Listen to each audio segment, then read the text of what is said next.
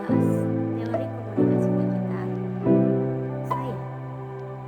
Dengan begitu, kita mulai dari pertanyaan pertama, yaitu 1. Jelaskan asumsi dasar dari teori-teori konstruksi diri atau realitas berikut ini. A. Teori manajemen krisis, isu, citra, dan reputasi. B. Teori persuasi dan produksi pesan. C. Teori hubungan media dengan publik. D. Teori media determinisme. E. Teori. Berikan analisis contoh kasus sebuah penelitian sepanjang tahun 2022-2023 yang menggunakan salah satu dari teori komunikasi tersebut. Untuk jawaban A. Teori krisis, isu, citra, dan reputasi adalah teori yang berisikan tentang cara pendekatan suatu organisasi untuk memperbaiki citra dan reputasi yang dialami pada saat krisis. Asumsi saya di sini adalah krisis dapat menjadi ancaman yang serius yang bisa menerjang reputasi atau citra yang dimiliki suatu perusahaan.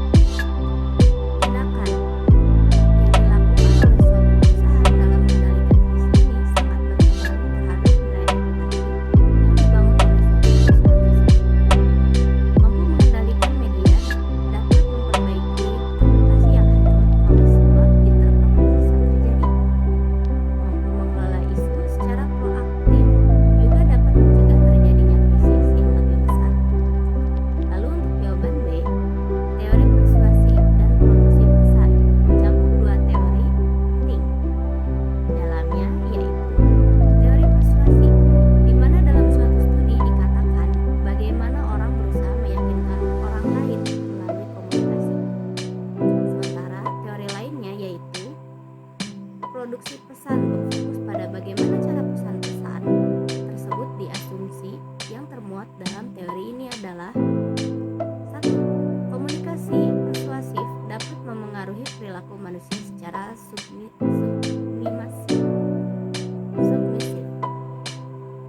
Kedua, suatu komunikasi yang persuasif dapat dicapai dengan pesan yang efektif. 3. Efektivitas pesan yang persuasif dipengaruhi oleh beberapa faktor, yaitu audiens, konteks, dan sumber dari pesan. 4. Diperlukan strategi komunikasi yang baik untuk menyampaikan pesan yang dapat menarik dan mengikat khalayak ramai. 5. Memahami audiens adalah salah satu pendekatan yang baik untuk mengenali jenis pesan persuasif yang dapat diterima banyak orang. Lalu untuk jawaban C, teori hubungan media dan publik, atau yang di luar disebut media and public relation theory, adalah suatu kerangka teoritis yang digunakan untuk menganalisis korespondensi antara media dengan klien. Teori ini membahas bagaimana komunikasi antara media massa dan organisasi dalam upaya memengaruhi opini publik. Berikut merupakan asumsi dari teori ini.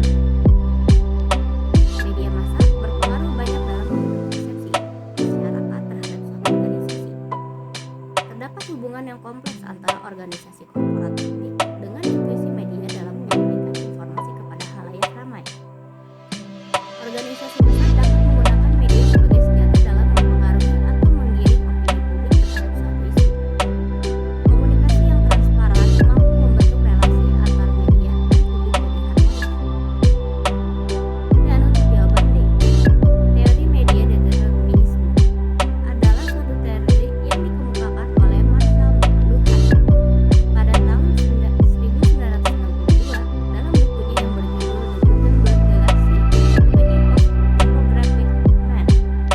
Dikutip dari bukunya, teori ini perubahan dalam berbagai bentuk komunikasi dapat mempengaruhi seorang manusia dan cara hidupnya di masa depan.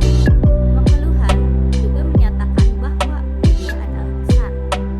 Dan berikut beberapa asumsi dari teori ini adalah media memiliki informasi penuh atas informasi yang akan diberikan pada masyarakat. Media mempengaruhi cara orang berpikir dari pesan tertentu yang berulang sehingga manusia kadang terpengaruh untuk melakukan suatu hal yang repetitif.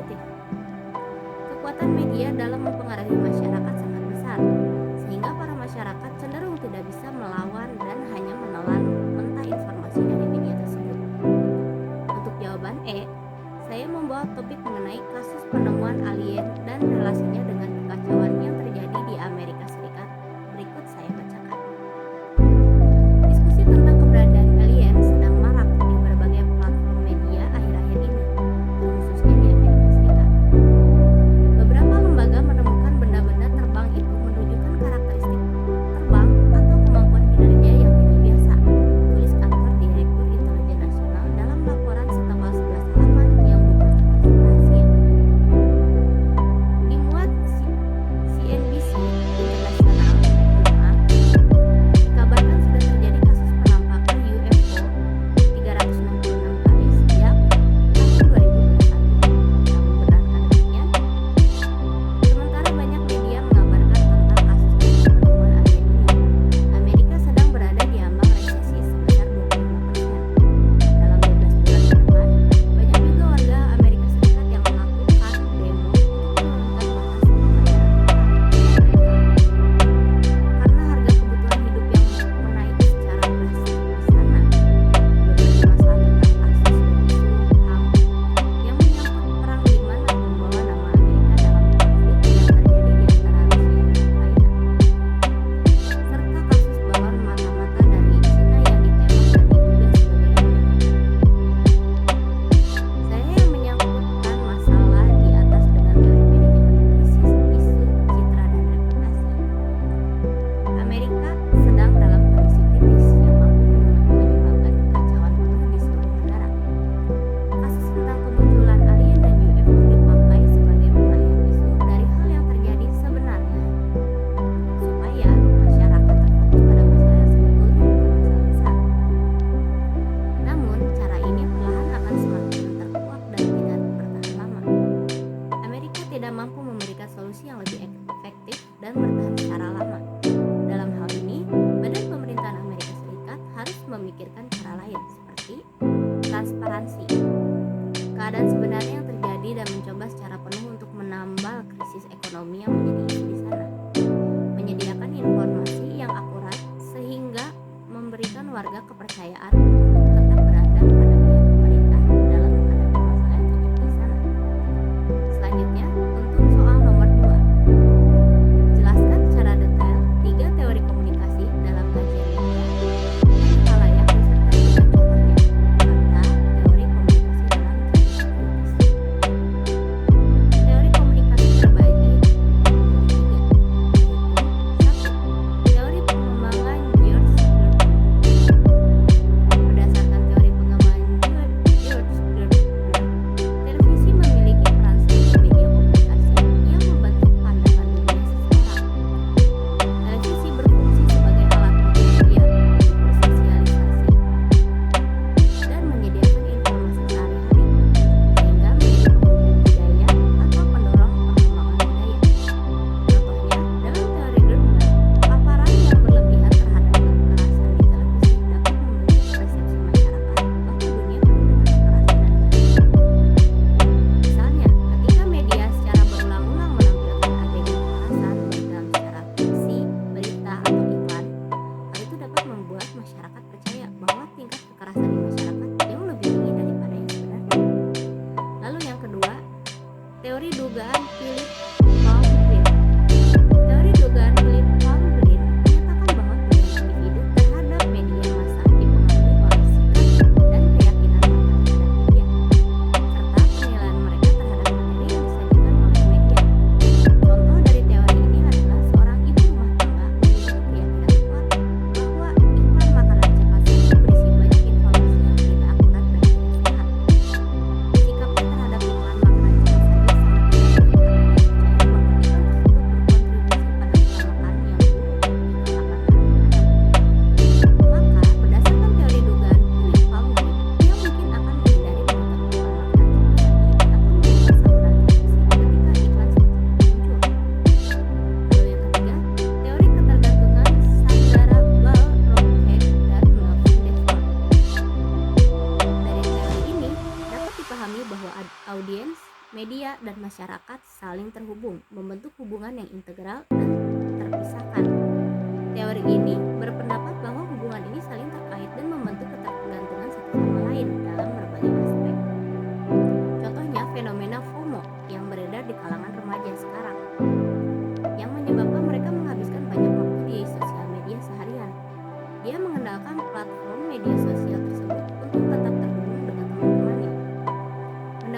berita terbaru serta mengikuti tren dan aktivitas sosial.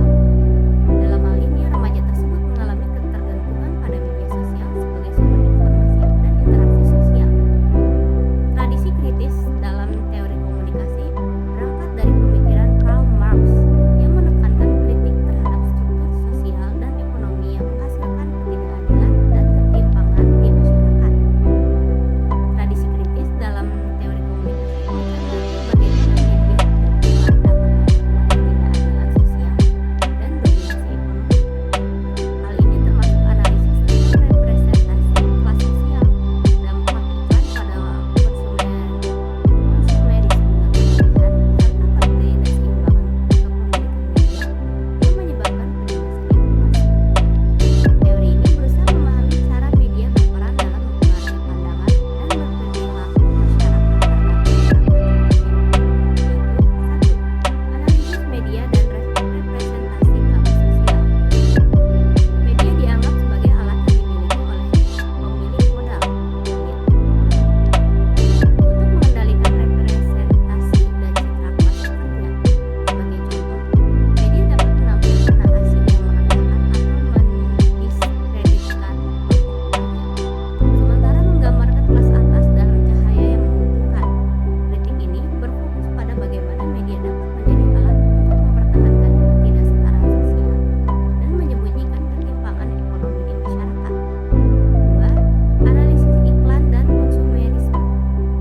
Iklan seringkali dikritik karena mendorong konsumerisme yang berlebihan dan menciptakan keinginan palsu di antara masyarakat.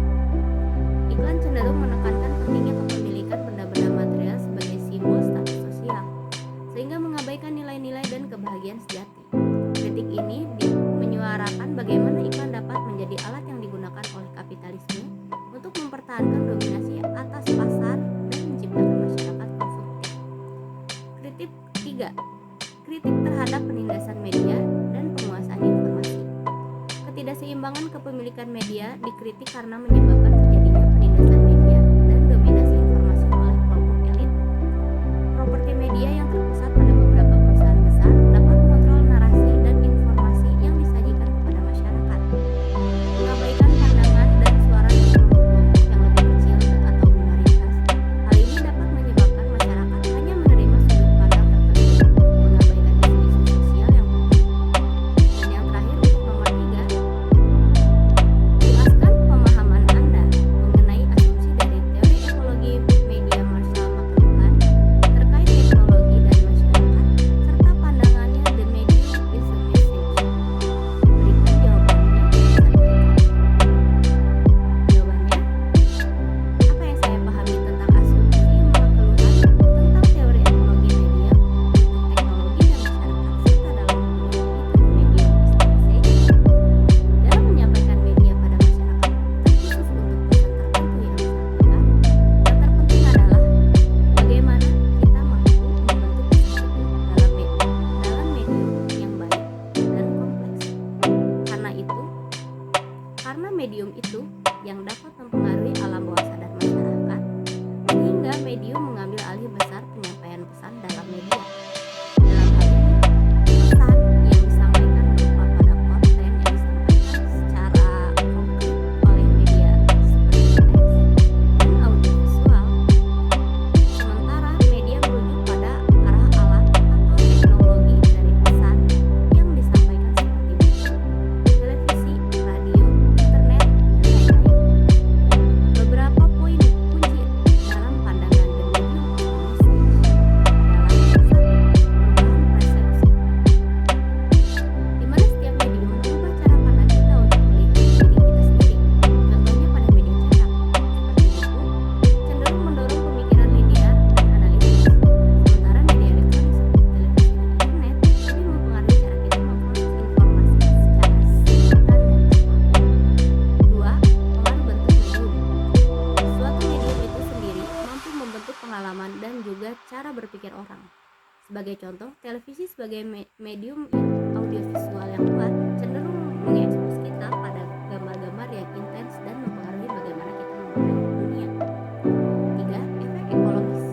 Media mampu membentuk ekologi manusia, yaitu cara berinteraksi dan berkomunikasi